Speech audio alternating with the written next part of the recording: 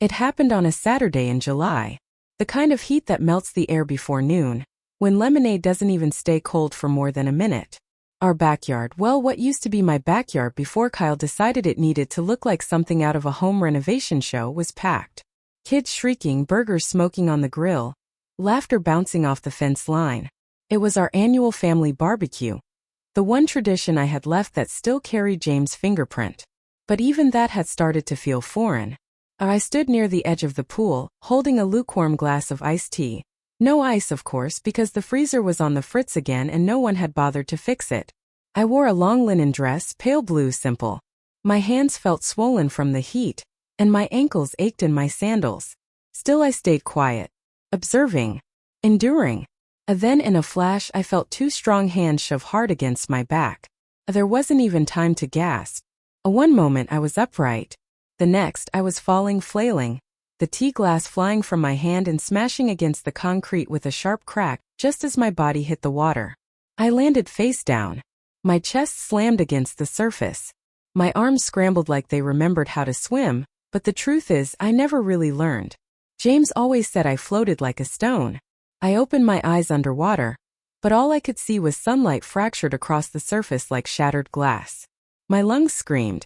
I kicked up, clawed for air and finally broke the surface, coughing violently as I reached for the ledge. And then I heard it. A laughter. A not nervous laughter. Not the kind that slips out when people are unsure or embarrassed. This was full-bellied, teeth-baring, amused laughter. As though they were watching a sitcom. Kyle stood above me, still holding his champagne flute, smirking in that way only he could. His shirt was unbuttoned halfway, tan skin glowing under the sun, sunglasses perched on his head like some kind of coastal influencer. "Come on, Eleanor," he called out. "It's a heat wave. You should be thanking me." Thanking him. Daniel, my son, looked over from the grill, beer in hand. "Mom's being dramatic again," he muttered before turning back to flip a burger. And that was it. No one else moved. Except Lily. My sweet Lily. 15 years old. Sharp as a tack and more aware than people twice her age. She yanked off her shoes, dove into the pool without a word, and paddled straight to me. She grabbed my arm, steadied me, and helped me climb out. My knees scraped against the bottom of the pool. My dress clung to me like wet tissue. My bra was visible through the soaked fabric. I was gasping, drenched, and humiliated. And still no one asked if I was okay. No one except her. "You all right, Grandma?" she whispered, wrapping a towel around my shoulders. I nodded. Couldn't speak. My throat burned too much. My pride even more. Around us life carried on. Kyle walked past, reapplying his sunscreen like nothing had happened. Daniel laughed at some joke I couldn't hear. Somewhere, someone cranked up the country music again. And I sat there, on the edge of the pool, shivering in 90-degree heat with pieces of my shattered tea glass glinting on the patio tiles beside me. I didn't say a word for the rest of the afternoon. I smiled when people smiled at me. I nodded when spoken to. I cleaned up plates, took out trash, and dried myself off as best I could. I let them laugh. I let them forget. But that night, when everyone was gone and the patio lights were out, I peeled off my damp dress, sat on the edge of my bed, and turned on the small lamp next to the photo of James. "I think they believe I'm weak," I whispered. And for the first time in years I didn't cry. I didn't scream. I just sat there, staring at the reflection of the bruise forming on my upper arm, and something inside me shifted, quietly, like a door creaking open after years of being sealed shut. They thought I wouldn't fight back. They had no idea what I was about to remember. That night I couldn't sleep. I lay in bed with the ceiling fan humming overhead and James' photo beside me, my thoughts looping like static. The bruise on my arm had started to bloom. A deep purple shadow under thinning skin. My right knee ached from where it scraped the pool floor. But it wasn't the physical pain that kept me awake. It was the silence afterward. The laughter. The indifference. It wasn't just humiliation anymore. It was a warning. They wouldn't stop at a shove. I reached for the drawer on my nightstand, the one I rarely opened. Tucked beneath old greeting cards and a bundle of my mother's handkerchiefs was a small envelope. Cream-colored. Faded at the edges. James's handwriting was unmistakable. For Eleanor. Open only if you ever feel truly unsafe. I held it for a long moment, fingers trembling. James had given it to me 2 years before his heart gave out. I remember brushing it off then, saying he was being dramatic. He had only smiled and said, "I just want you to have something solid if the world ever gets slippery." Well, James, it's slippery now. I broke the seal and pulled out a thin stack of papers. Inside were 3 things. A notarized power of attorney granting me full control over dormant family trusts, a set of old investment documents I had never seen before, and a business card yellowed slightly with time bearing the name, Tara Miles, forensic financial consultant. Scribbled below it in James's handwriting, "She's the one. Trust her." I sat in stunned silence. James had been preparing for this. He knew somehow that I might one day need a lifeline not made of sentiment, but of signatures and strategy. The next morning, I called the number on the card. It rang twice before a calm, low voice answered. "Tara speaking." I swallowed hard. "My name is Eleanor Whitmore. My husband left me your name years ago. He said I should call you if things ever got bad." There was a pause. Then, "He said you might. Are you safe right now, Mrs. Whitmore?" I looked down at my bruised knee, still swollen, at the faint tea stain on the rug where I'd wrung out my dress the night before. My throat tightened. "No," I said quietly. "Not anymore." She didn't ask unnecessary questions. She said she could meet me the next morning, early, somewhere discreet. A local cafe near the courthouse. No paper trail. Just the 2 of us. I spent the rest of the day reviewing every paper James had left me, spreading them out across the dining table while Kyle and Daniel were out. There were account numbers I didn't recognize, dated transactions, scribbled annotations about layered protections. I didn't understand most of it, but I understood this. Someone had been accessing these accounts without my knowledge. At first, I wanted to believe it was a mistake, a clerical error, something explainable. But then I saw a familiar name, Daniel, and next to it, the account number matched one of the trust disbursement lines. Further down the page, another name, Kyle Harrington, linked to a shared routing number I had never authorized. I sat back in my chair. The blood drained from my face. They weren't just erasing me emotionally. They were erasing me financially. Silently. Strategically. Bit by bit. James had seen this coming. He had protected me the only way he knew how, not with lectures or alarms but with proof. With a paper trail. I folded the documents carefully, placed them back in the folder, and tucked it into the lining of my purse. My hands were still shaking when I zipped it shut. That evening, when Kyle asked me if I wanted to help set the table, I smiled and said yes. When Daniel made an offhand comment about maybe simplifying the estate soon, I nodded like I didn't already know. I didn't cry. I didn't scream. I sat there, stone still behind my smile, and decided something that would change everything. I wouldn't fight them with noise. I would fight them with evidence. I would document everything.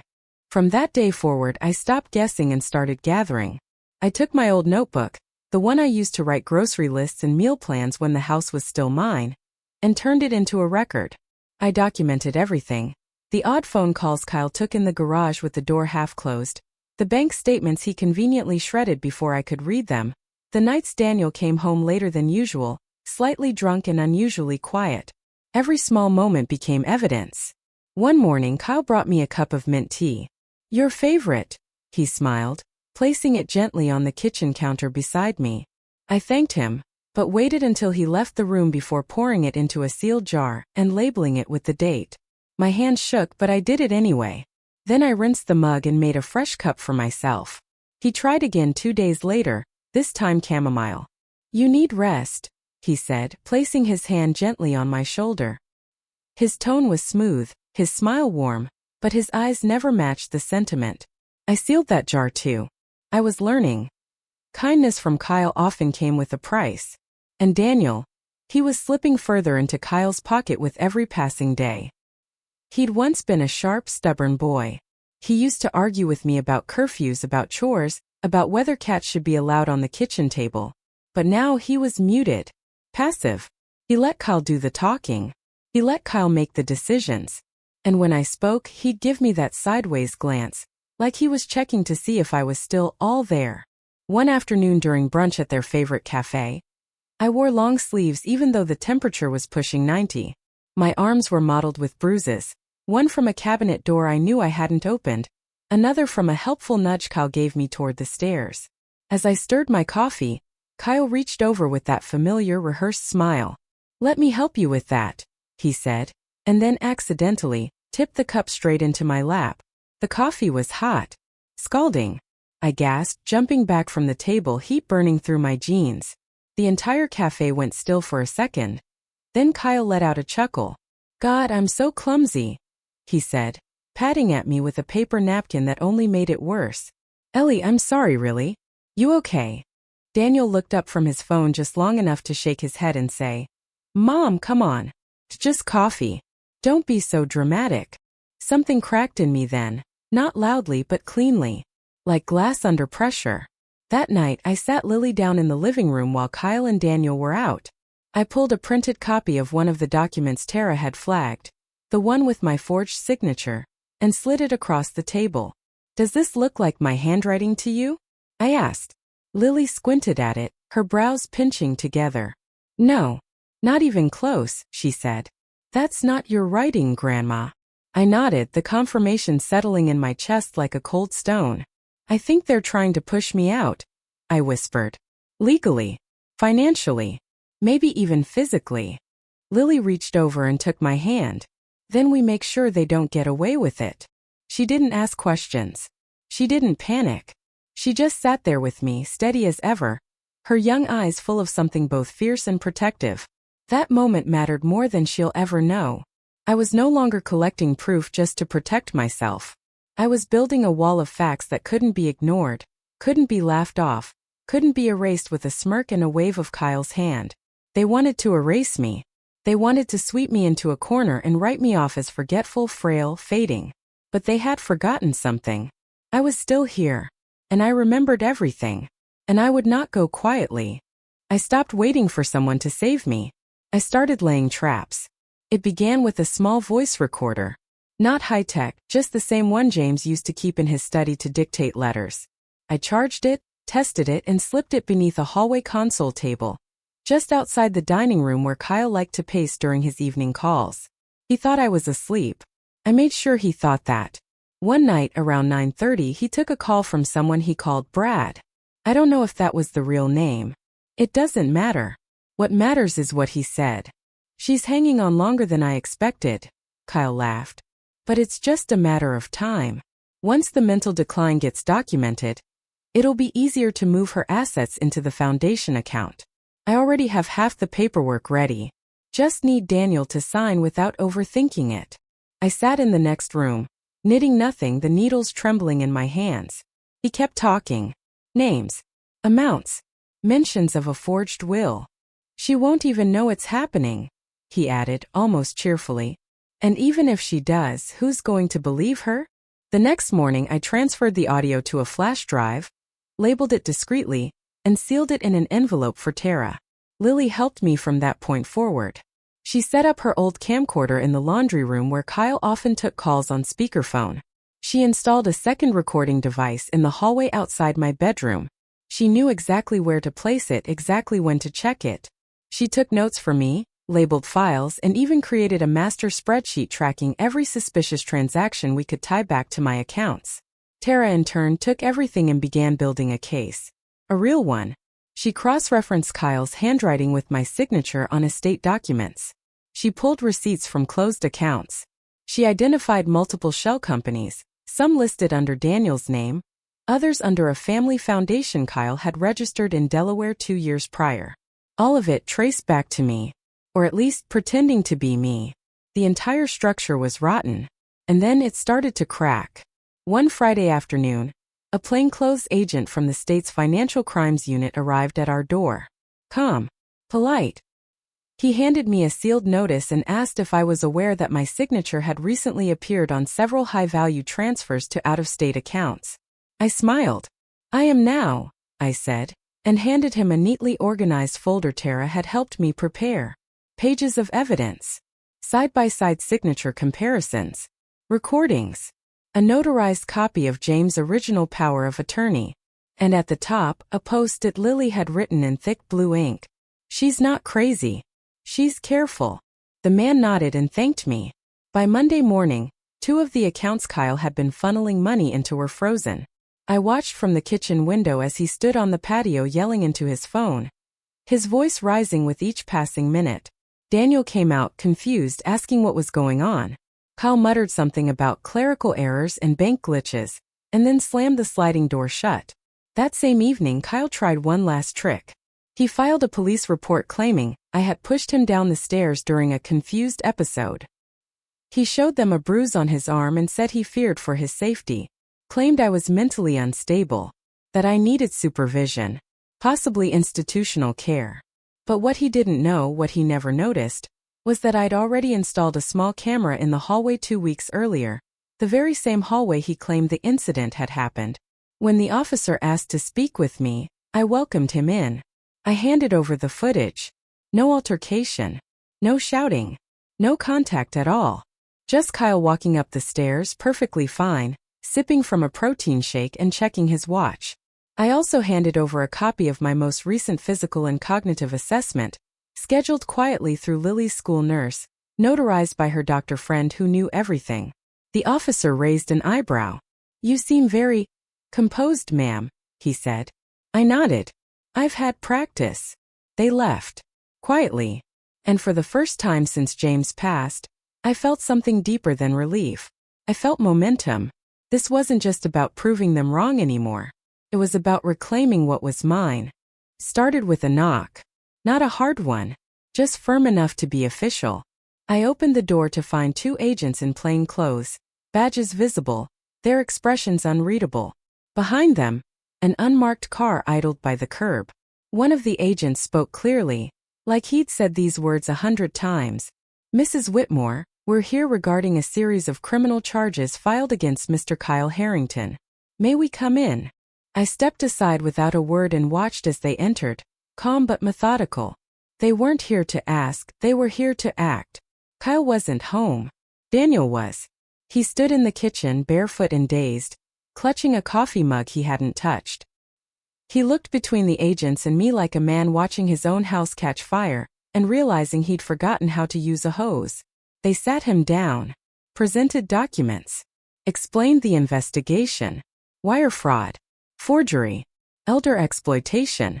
They cited the audio recordings, the forged signatures, the shell companies traced back to Kyle's private accounts. Every thread had been pulled, and the whole thing had unraveled. Daniel just kept shaking his head. "This can't be right," he mumbled. Kyle said he said everything was clean, that the accounts were just being restructured, that he was helping. The younger agent handed him a copy of one of the forged documents, my name signed in stiff, unnatural strokes. "This isn't your mother's handwriting, Mr. Whitmore. This is calculated identity theft." I didn't say a word. I didn't need to. Later that evening, Kyle returned. He barely made it through the front door before the agent stepped forward. They didn't handcuff him, not yet. But they did inform him he was being taken in for questioning, and served him with an official court order. His face went pale, then red. He turned to Daniel like a cornered animal. "You're just going to let this happen?" he barked. "After everything I've done for you? For us?" Daniel didn't answer. He just looked at him. Really looked. And for the first time in years I saw it: recognition. The fog beginning to lift. Kyle was escorted outside as neighbors peeked from behind curtains. The local news van arrived barely 30 minutes later. One headline followed another. Local financial advisor under investigation for defrauding elderly mother-in-law. Family fraud scandal unfolds in quiet Oregon suburb. By morning it was everywhere. Kyle's face. Our name. The house felt hollow. Daniel barely spoke. He moved slowly like every room had a weight to it. The silence between us stretched long and heavy, until finally, one night, he stood in the doorway of the den, where I sat knitting a scarf I didn't need, and whispered, "Mom." I looked up. His eyes were wet. I saw it. I saw everything. I saw him twist things, mock you, lie to you. I told myself it was stress. Or temporary. Or not my place. I knew, and I did nothing. He sat across from me, elbows on knees, hands shaking. "I'm sorry. I placed my knitting aside and leaned forward, meeting his eyes with the steadiness I'd saved for this exact moment. "I don't need your apology," I said gently. "I needed a witness." He blinked. His shoulders dropped. That broke him more than anything I could have said. Not long after, I went upstairs to the small drawer Kyle never bothered to search. Inside, folded beneath a stack of old letters, was the forged will he once planted. It had my name on it, leaving everything to him should I become mentally incapacitated. It was unsigned. Sloppy. Arrogant. I took it to the kitchen, lit a match, and watched it curl into ash in the bottom of a tin baking pan. No dramatic music. No applause. Just quiet. But in that quiet I felt something shift. I had taken back my name. And this time no one would write over it again. A year passed. Not quickly. Not cleanly. But surely. The house I live in now is small, with white shutters and creaky steps. The garden out front isn't landscaped by professionals or approved by HOA boards. It's just mine. A few beds of wildflowers, a row of herbs, and some roses I planted with gloved hands and quiet patience. The back porch faces west, and in the evenings the light hits it just right. Warm like James' laughter used to be. I bake again. Nothing fancy, just peach cobbler and biscuits that rise too much or too little depending on the day. I hang laundry on the line and listen to wind chimes I bought for $5 at a roadside thrift store. There's peace here. Not dramatic. Not cinematic. Just peace earned in silence and held with both hands. Lily visits often. She comes with books and ideas and that same fire in her voice that once saved me. She recently earned her first A in financial ethics, a course she chose herself. She said she wanted to understand the world better, to help people like me, like James. I see his steadiness in her. His values. His quiet strength. She calls me Gran now, casual, warm, like nothing was ever broken between us. Last week, Daniel showed up with a wooden box tucked under his arm. Inside were old photos, some faded, some sharp. Pictures of my wedding. Of him as a boy on James' shoulders. Of the three of us under the oak tree Kyle once called an eyesore. He didn't ask to be forgiven. He didn't ask for anything. He just sat at the table and placed the box down in front of me. His presence was enough. Sometimes that's all grief allows. That Sunday we hosted a small gathering. Just a few neighbors, Lily, Daniel, and one of Lily's friends from school. I set up folding chairs, laid out a checkered tablecloth, and brought out the same cobbler recipe James once bragged about at every church picnic. As the sun dipped low and the dishes were cleared, Lily stood and gently tapped her glass with a spoon. "I want to say something," she said, glancing at me with those eyes that had seen more truth than most adults. She cleared her throat. "To my grandmother who didn't just survive hell. She built something better from its ashes. You taught me that quiet doesn't mean weak. It means watch me." The table clapped. Not loudly, but fully. I stood slowly. My bones aren't what they used to be, but my voice was clear. "They thought I was easy to erase," I said, lifting my glass. "But some of us, we write the ending ourselves." Nothing more was needed. That was the truth. After dessert, Daniel walked with me to the flower beds. He stared down at the soil, then asked without looking up, "Do you ever think about him now?" He meant Kyle. I shook my head. Thinking about him would be giving him a room in a house I've already reclaimed. He nodded. Quiet. A little ashamed. I didn't press it. That part of our story was over.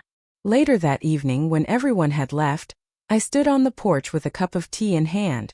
The wind brushed against my cheek, soft and playful. I looked up at the stars, then out at the yard, my yard. No shadows lingered there anymore. I stepped inside and left the door open behind me. For the first time in years, I wasn't afraid.